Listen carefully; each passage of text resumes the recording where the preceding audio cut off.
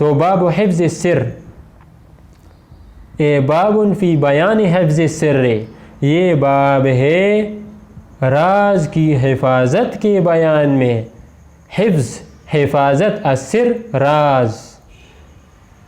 باب فی بیان حفظ السر، یہ باب ہے راز کی حفاظت کے بیان میں. سر کہتے ہیں راز کو، حفظ کہتے ہیں حفاظت کو.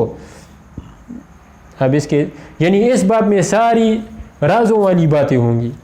ساری احادیث جو ہیں اس باب کے تحت وہ راز کے بارے میں ہیں کہ راز کی حفاظت کتنا ضروری ہے. جب آپ نے کسی کے ساتھ کوئی بات کر لی تو اب وہ بات آپ نے دوسرے کو نہیں بتانی. کسی کے ساتھ آپ نے کوئی راز کی بات کر لی، کوئی سرگوشی کر لی، اور کوئی ضروری بات ہے جو کسی نے آپ سے کی، اور پھر اس نے یہ بھی کہا کہ کسی کو مت بتاؤ، وہ عہد تھا، وہ آپ کا اور اس کے درمیان اپنا ایک عہد و پیمان تھا، ایک راز کی بات تھی، تو اب یہ کسی اور کو نہیں بتانی. تو اس بارے میں یہ باب ہے. آگے ساری احادیث اسی بارے میں آئیں گی. تو ہر باب کے مناسبت سے پھر صاحب کتاب نے چند احادیث بھی نقل ہوتی ہے. جیسے پچھلا باب حیا کے بارے میں تھا تو اس کے تحت ساری احادیث بھی حیا کے بارے میں تھی. اور اب یہ باب جو ہے یہ راز کی حفاظت کے بارے میں ہے. باب کا نام ہے راز کی حفاظت، تو اس لیے اس کے تحت جو احادیث ہے وہ بھی اسی بارے میں ہوں گی. اچھا، تو سب سے پہلے صاحب کتاب ایک آیت لائے ہیں، اور یہ صاحب کتاب کا طریقہ ہے کہ وہ پہلے آیت لاتے ہیں پھر احادیث ذکر کرتے ہیں. تو اس لیے یہاں پر بھی پہلے آیت ہے. قال اللہ تعالی وَأَوْفُوا بِالْعَهْدِ إِنَّ الْعَهْدَ كَانَ مَسْئُولًا. وَأَوْفُوا بِالْعَهْدِ، اور عہد کو پورا کرو. إِنَّ الْعَهْدَ، یقیناً عہد جو ہے، كَانَ مَسْئُولًا، اس کے بارے میں پوچھا جائے گا. وَأَوْفُوا بِالْعَهْدِ، اور عہد کو پورا کرو. إِنَّ الْعَهْدَ كَانَ مَسْئُولًا، یقیناً عہد کے بارے میں پوچھا جائے گا. مطلب ہے کہ وعدہ پورا کرو. عہد سے مراد وعدہ ہے، عہد سے مراد ہے وعدہ، یا پھر عہد سے مراد راز کی بات ہے. راز کی بات، جو کوئی ایک شخص دوسرے سے راز کی بات کر لے تو اس کو عہد کہتے ہیں، اور وعدے کو بھی عہد کہتے ہیں، اور راز کی بات کو بھی. تو اپنے وعدے پورے کرو، بے شک وعدوں کے بارے میں پوچھا جائے گا. وَأَوْفُوا بِالْعَهْدِ، عہد پورا کرو، عہد کے بارے میں پوچھا جائے گا. یا اپنی راز کی بات پوری کرو، یعنی وہ راز کی بات پوری کرو، یعنی وہ کسی کو مت بتاؤ. وہ راز تو امانت ہوتی ہے. آپ کے ساتھ کسی نے اپنی کوئی مخفی بات، خفیہ بات کر دی تو وہ پھر آگے مت کرو لوگوں کو. یہ تو آپ اس کے ساتھ وعدہ خلافی کر رہے ہو. اس نے آپ سے کہا کہ یہ کسی کو نہیں بتانا، اور آپ نے کسی کو بتا دیا، تو یہ تو پھر آپ نے اس کے ساتھ وعدہ خلافی کر لی. تو جو سر ہے، یا جو عہد ہے، یا جو وعدہ ہے، اس کو پورا کرنا ضروری ہوتا ہے. وہ وعدے پر قائم رہنا ہوتا ہے. اچھا جی، تو مفسرین نے اس آیت کی تفسیر میں یہ فرمایا ہے کہ جو عہد ہے، کہ عہد دو طرح کا ہے. ایک عہد اللہ اور اللہ کے بندے کے درمیان ہوتا ہے، اور دوسرا عہد بندے کا بندے کے ساتھ ہوتا ہے. عہد دو طرح کا ہے، ایک عہد اللہ اور بندے کے درمیان، اور دوسرا بندے کا بندے کے ساتھ. دو طرح کے عہد ہوتے ہیں. قال اللہ تعالی وَأَوْفُوا بِالْعَهْدِ، اور پورا کرو عہد کو. إِنَّ الْعَهْدَ كَانَ مَسْئُولًا، یقیناً عہد کے بارے میں پوچھا جائے گا. مفسرین نے فرمایا کہ عہد دو طرح کا ہے، ایک اللہ اور بندے کے درمیان، جیسے کہ ازل میں اللہ تعالیٰ نے فرمایا أَلَسْتُ بِرَبِّكُمْ، آیا میں تمہارا رب نہیں ہوں؟ تو سب نے یہ عرض کیا بلا، کیوں نہیں یا اللہ، آپ ہمارے رب ہیں. سب نے یہ فرمایا بلا یا اللہ، کیوں نہیں، آپ ہی ہمارے رب ہیں. بلا کا معنی ہے کیوں نہیں، یعنی مطلب ہیں آپ ہمارے رب. تو ازل میں، یعنی جب یہ زمانہ شروع ہونے جا رہا تھا، زمانے کی ابتدا میں، ازل کہتے ہیں زمانے کی ابتدا کو. ازل میں جب اللہ تعالیٰ نے سارے انسانوں کو جمع فرمایا اور سب سے فرمایا أَلَسْتُ بِرَبِّكُمْ، تو سب نے یہی کہا تھا بلا کیوں نہیں، تو یہ وعدہ مراد ہے۔ یا پھر لا الہ الا اللہ میں ہمارا اللہ کے ساتھ جو وعدہ ہے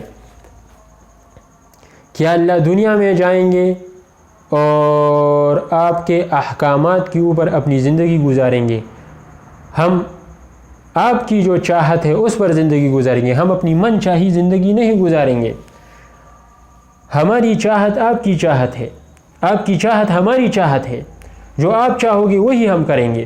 تو یہ جو وعدہ ہم نے لا الہ الا اللہ میں اللہ کے ساتھ کیا تھا یہ مراد ہے۔ تو ایک تو عہد سے وہ مراد ہے، تو اس عہد کا پورا کرنا فرض ہے۔ اللہ کے ساتھ جو ہم نے وعدہ کیا کہ اللہ ازل میں ہم نے اللہ کے ساتھ وعدہ کیا، اللہ نے فرمایا کیا میں تمہارا رب نہیں ہوں؟ تو ہم نے کہا کیوں نہیں یا اللہ، آپ ہمارے رب ہے۔ اور دوسرا کلمے میں جو ہم نے اللہ کے ساتھ وعدہ کیا تو اس کے بارے میں پوچھا جائے گا قیامت کے دن، نماز روزوں کے بارے میں بھی پوچھا جائے گا اور اس وعدہ کے بارے میں بھی پوچھا جائے گا۔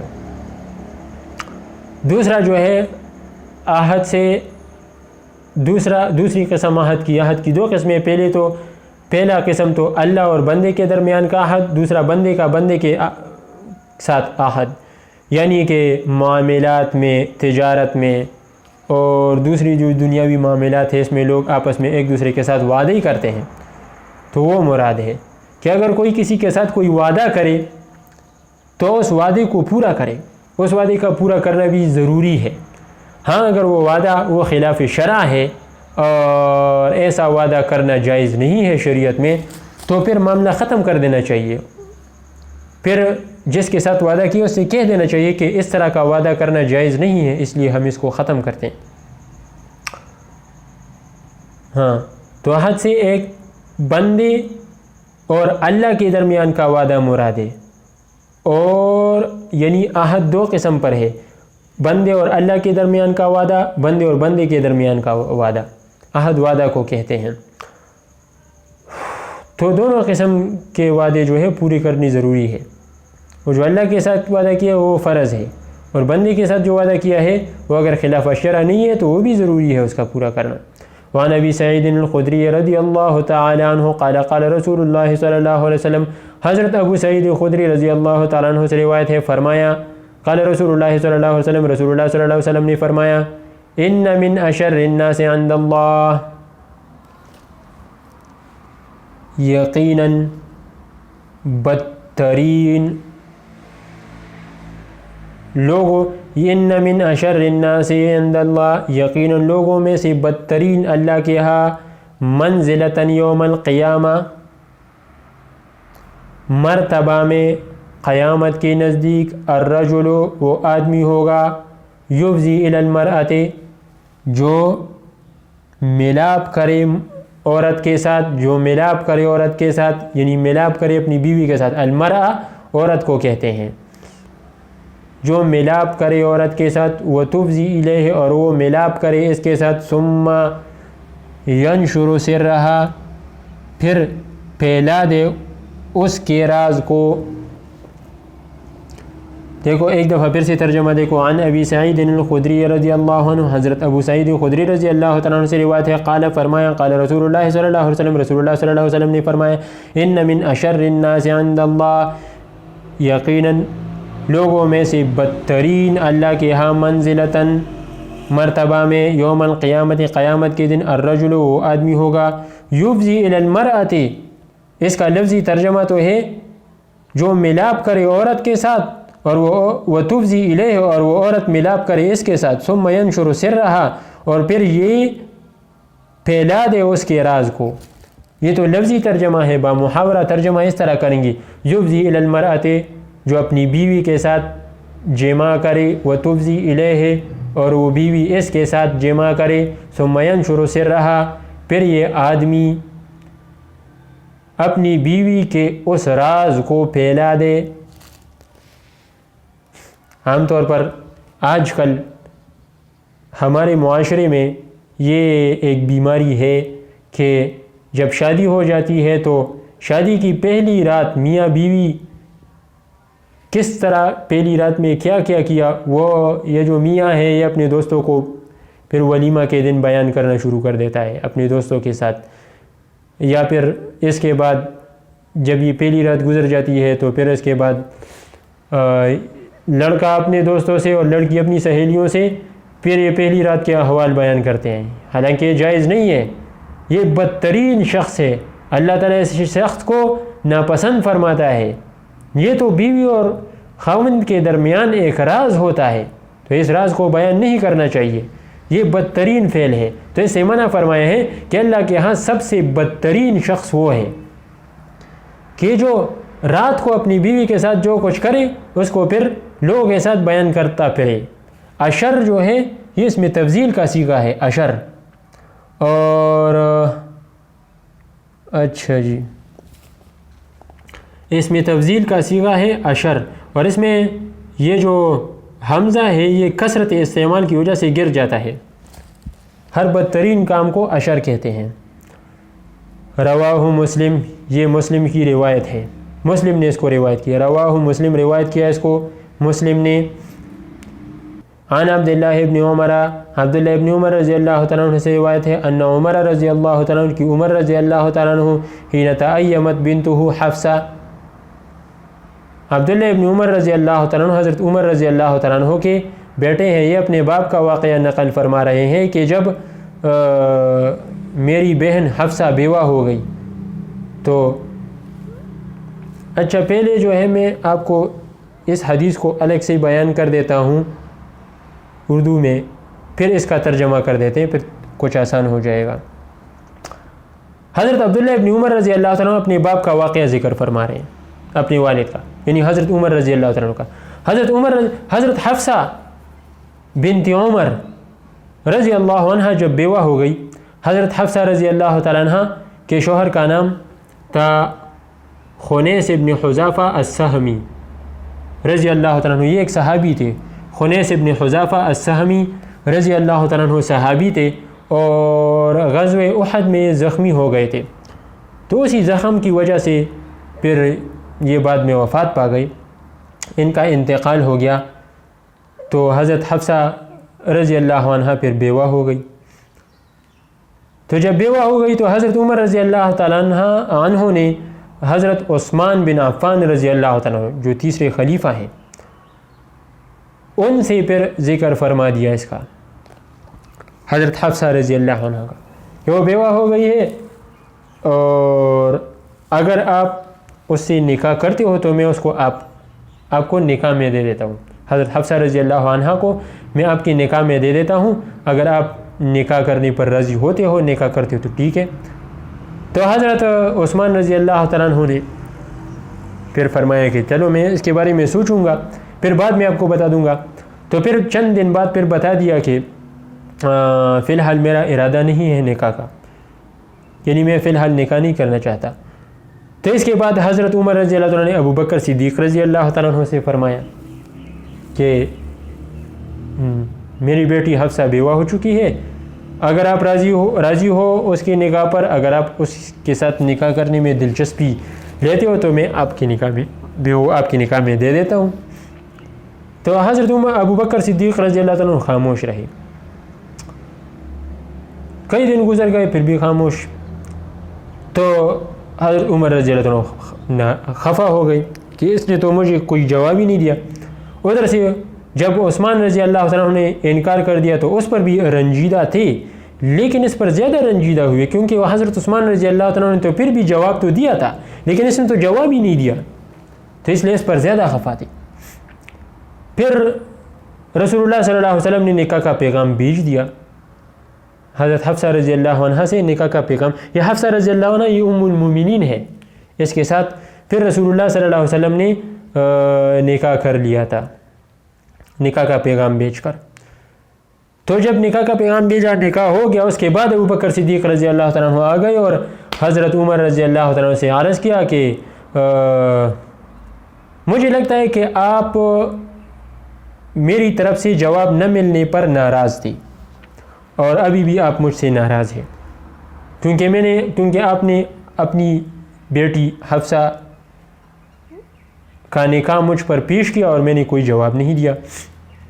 تو حضرت عمر نے فرمایا بالکل میں تھا ناراض کیونکہ آپ نے مجھے کوئی جواب نہیں دیا۔ تو حضرت ابوبکر صدیق رضی اللہ تعالیٰ عنہ نے پھر فرمایا کہ میں نے اس لیے جواب نہیں دیا کیونکہ رسول اللہ صلی اللہ علیہ وسلم نے ارادہ کر لیا تھا اس کے ساتھ نکاح کا. رسول اللہ صلی اللہ علیہ وسلم نے پہلے اس کا تذکرہ کر لیا تھا کہ عمر کی بیٹی حفصہ وہ بیوہ ہو چکی ہے اور میرا ارادہ ہے کہ میں اس کے ساتھ نکاح کروں. تو اس لیے میں جب حضرت رسول اللہ صلی اللہ علیہ وسلم نے نکاح کا ارادہ کر لیا تو اس ارادے پر پھر میں آگے نہیں بڑھ سکتا تھا اور میں یہ نہیں کہہ سکتا تھا کہ میں نکاح کر لوں، چلو میں راضی ہوں. اور میں نے انکار بھی نہیں کیا. اس لیے انکار نہیں کیا کیونکہ اگر رسول اللہ صلی اللہ علیہ وسلم اپنی اس ارادے سے پیچھے ہٹ جاتے تو پھر میں کر لیتا نکاح. یعنی رسول اللہ صلی اللہ علیہ وسلم نے پہلے یہ تذکرہ کر دیا تھا کہ میں نے عمر کی بیٹی حفصہ سے نکاح کرنا ہے. یہ میں نے سنا اور یہ ایک راز تھا جو ایک راز کے طور پر رسول اللہ صلی اللہ علیہ وسلم نے یہ تذکرہ کیا تھا اور میں نہیں چاہتا تھا کہ میں یہ راز آپ کو بتا دوں. پہلے رسول اللہ صلی اللہ علیہ وسلم نے ہم سے مجھے یہ بتا دیا تھا کہ میں نے نکاح کرنا ہے اس کے ساتھ. تو یہ ایک راز کی بات تھی.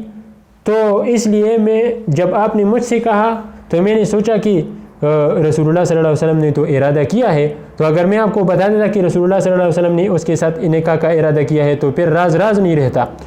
اور اگر میں آپ کو بتا دیتا کہ نہیں میری دلچسپی نہیں ہے اور میں ابھی نکاح نہیں کرتا ہوں، تو اگر رسول اللہ صلی اللہ علیہ وسلم پیچھے ہٹ جاتے اس کے ساتھ نکاح کرنے سے تو پھر تو میں نے انکار کر لیا ہوتا.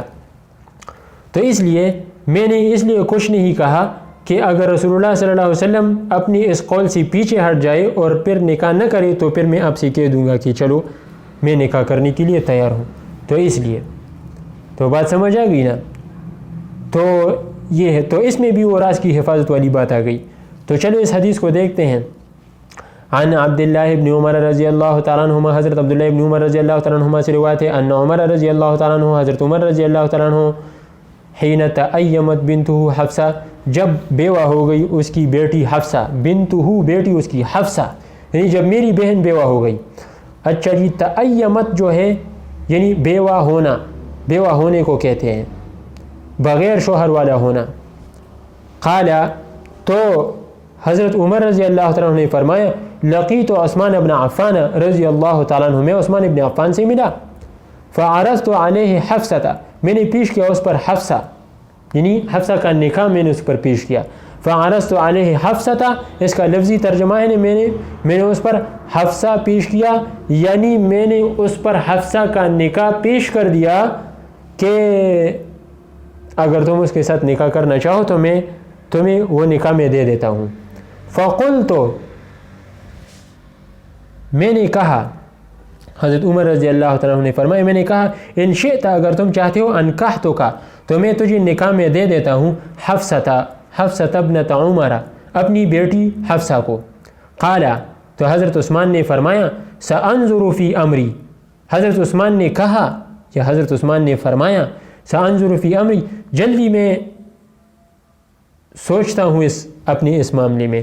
سانظر، میں جلد ہی سوچتا ہوں، فی امری، اپنے اس معاملے میں. فلبثت لیالی، تو میں ٹھہرا رہا کئی راتیں. فلبثت لیالی، اس کا ترجمہ لفظی ترجمہ جو ہے وہ ہے فلبثت لیالی، میں ٹھہرا رہا کئی راتیں، لیکن اس کا بمحاورہ ترجمہ ہوگا فلبثت لیالی، میں کئی دن انتظار کرتا رہا. اس کا پھر یہ معنی، میں کئی دن انتظار کرتا رہا. ثم لقینی، پھر وہ مجھ سے ملا. فقال، تو کہا قد بدالی، مجھ پر یہ بات ظاہر ہو گئی کہ ان لا اتزوج یومی ھذا، کہ میں ان دنوں نکاح نہ کروں. ان لا اتزوج یومی ھذا، کہ میں ان دنوں نکاح نہ کروں. فلقیت ابا بکر، تو حضرت عمر فرماتے ہیں پھر میں ملا ابو بکر سے، الصدیق، ابو بکر صدیق رضی اللہ تعالیٰ عنہ سے پھر میں ملا. فقلت، تو میں نے کہا ان شئت، اگر تم چاہو، انکحتک حفصہ ابنت عمر، میں تجھے نکاح میں دے دیتا ہوں اپنی بیٹی حفصہ. فصمت، تو خاموش ہوا. فصمت ابو بکر، تو ابو بکر خاموش ہوا. فلم یرجع الی شیئا، اور مجھے کوئی جواب نہیں دیا. فلم یرجع الی شیئا، تو رجوع نہیں کی مجھے کوئی رجوع نہیں کی. فلم یرجع الی شیئا، تو مجھے کسی چیز کی کوئی رجوع نہیں کی. یہ تو اس کا یعنی معنی یہ ہے کہ فلم یرجع الی شیئا، تو اس نے مجھے کوئی جواب نہیں دیا. یہ اس کا محاورہ ترجمہ ہے. بامحاورہ ترجمہ ہوگا فلم یرجع الی شیئا، تو اس نے مجھے کوئی جواب نہیں دیا. فکنت علیہ اوجد منی علی عثمان، فکنت علیہ اوجد منی علی عثمان، تو میں اس پر زیادہ رنجیدہ ہوا عثمان سے، میں اس پر زیادہ رنجیدہ، یعنی عثمان نے تو پھر بھی مجھے جواب دے دیا تھا، اس نے تو کوئی جواب ہی نہیں دیا، تو میں اس پر زیادہ رنجیدہ ہوا. فلبثت لیالی، تو میں کئی دن انتظار، فلبثت لیالی، تو میں کئی دن ٹھہرا رہا. ثم خطبها النبی، پھر نکاح کا پیغام دیا اس کا نبی صلی اللہ علیہ وسلم نے. پھر حفصہ کے نکاح کا پیغام دیا. ہاں ضمیر حفصہ کو راجع ہے. پھر حفصہ کے نکاح کا پیغام دیا النبی، و نبی علیہ الصلوۃ والسلام نے. دیکھو عربی میں نکاح کے پیغام کو خطبہ کہتے ہیں. خطبہ نکاح کے پیغام کو کہتے ہیں. تو خطبہ النبی، تو یہ بھی اسی سے ہے. پھر اس کے نکاح کا پیغام دیا نبی صلی اللہ علیہ وسلم نے. فانکحتها ایاہ، تو میں نے نکاح میں دیا حفصہ کو، ایاہ اسے، یعنی نبی پاک مبارک کو. فلقینی ابو بکر، پھر مجھ سے ملے ابو بکر. فقال، تو اس نے کہا لعلک وجدت علی، شاید تم مجھ سے ناراض ہو. وجدت علی، تم ناراض ہو مجھ سے. حین عرضت علی حفصہ، جب تم نے پیش کیا مجھ پر حفصہ کے نکاح کو. فلم ارجع الیک شیئا، تو میں نے تجھے کوئی جواب نہیں دیا. فقلت نعم، تو میں نے کہا ہاں میں ناراض ہوں کیونکہ تم نے کوئی جواب نہیں دیا. فقلت نعم، تو میں نے کہا ہاں. قال فإنه لم يمنعني أن أرجع إليك فيما عرضت علي، اس نے کہا فإنه یقیناً لم يمنعني، مجھے نہیں روکا، أن أرجع إليك فيما عرضت، جو تم نے مجھ پر نکاح کا پیغام بھیجا اس کے جواب میں، اس کا جواب دینے سے مجھے نہیں روکا کسی چیز نے. الا، مگر، انی کنت علمت، بے شک میں جانتا تھا، ان النبی صلی اللہ علیہ وسلم ذکرہا، کہ نبی کریم صلی اللہ علیہ وسلم نے اس کے بارے میں ذکر کیا تھا. فلم اکن لافشی سر رسول اللہ صلی اللہ علیہ وسلم، تو میں نہیں تھا کہ میں فاش کر دیتا رسول اللہ صلی اللہ علیہ وسلم کے راز کو. ولو ترکہ النبی لقبلتها، اگر نبی نے اس کو چھوڑ دیا ہوتا تو میں قبول کر لیتا. رواہ البخاری، یہ بخاری کی روایت ہے.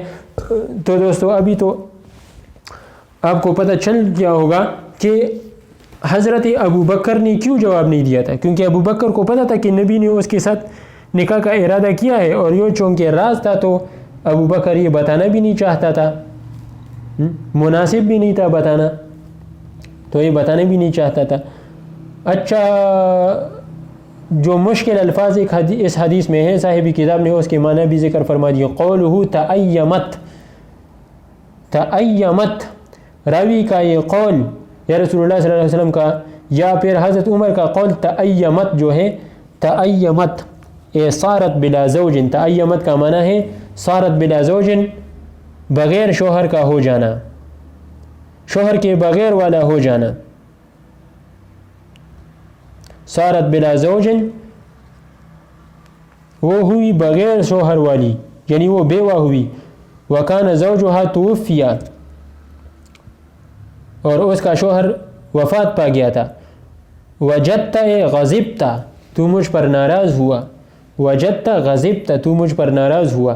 اور تأیمت، بیوہ ہونا جو بغیر شوہر والی ہو، جس کا شوہر مر چکا ہو، اسے کہتے ہیں. اچھا جی، تو یہ حدیث جو ہے یہ تو میں نے آپ کو ذکر کر دی.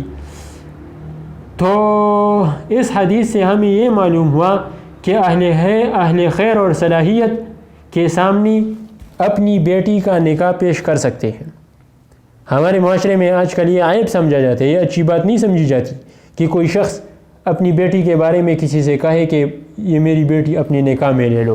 حالانکہ یہ کر سکتے ہیں، اچھی بات ہے، مستحب ہے کہ اگر کوئی کوفہ کے مطابق ہے، نیک آدمی ہے، اہل خیر ہے، تو اپنی بیٹی کے بارے میں اس سے یہ کہنا، یا اپنی بہن کے بارے میں کہ یہ میں آپ کو نکاح میں دیتا ہوں اگر آپ قبول کرتے ہو، تو یہ اچھی بات ہے، کرنا چاہیے، مستحب ہے، حدیث سے ثابت ہے۔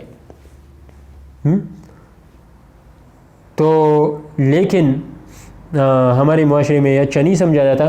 تو اس حدیث سے پتہ چلتا ہے جیسا کہ حضرت عمر رضی اللہ عنہ نے پہلے تو عثمان پر اپنی بیٹی کو پیش کیا، اپنی بیٹی کے نکاح کو، اور پھر حضرت ابوبکر پر پیش کیا، تو کر سکتے ہیں، یہ اچھی بات ہے۔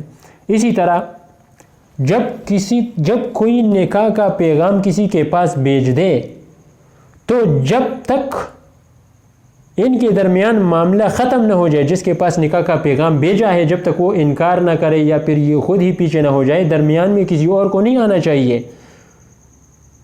ہاں، جب تک دو فریقین کے آپس میں نکاح کی بات چل رہی ہو، تیسرے کو درمیان میں آنا اور اس کو کہنا کہ یہ نکاح میں کرنا چاہتا ہوں، یہ ٹھیک نہیں ہے، یہ جائز نہیں ہے۔ اور اسی طرح جب نبی نکاح کا پیغام بھیجے تو اس نکاح کے پیغام پر کسی اور کو نکاح کا پیغام بھیجنا بھی صحیح نہیں ہے، اور نبی کے علاوہ کوئی اور بھی جب نکاح کا پیغام بھیجے تو کسی اور کو پھر اس پر نکاح کا پیغام بھیجنے کا حق حاصل نہیں ہے، اس کے لیے یہ جائز نہیں ہے کہ وہ بھی نکاح کا پیغام بھیجے۔ ہاں، جب معاملہ ختم ہو جائے تو پھر بھیج سکتے ہیں۔ اسی کے ساتھ ساتھ راز کو راز رکھنا بہت ضروری ہے، راز کو راز رکھنا چاہیے۔ ہاں، راز کو جتنا مخفی رکھے اتنا اچھا ہے۔ تو بہرحال یہ کچھ احادیث ہم نے پڑھ لی اور باب حفظ السر بھی شروع ہو گیا، تو مزید انشاءاللہ پھر پڑھیں گے، یہاں تک کافی رہے گا۔ اللہ تعالیٰ مجھے اور آپ سب کو عمل کرنے کی توفیق عطا فرمائے۔ اللہ حافظ۔